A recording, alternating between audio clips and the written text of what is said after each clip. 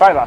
Kuulen, sä oot kysellyt multa ihan Joo, tarpeeksi. mä kysyisin vaan sitä, että sä sanoit, että maahanmuuttoa tarvitaan sen takia, kun yritykset haluaa, niin ootteko te nyt niin kuin, kumman te ootte työväen vai työnantajan puolue?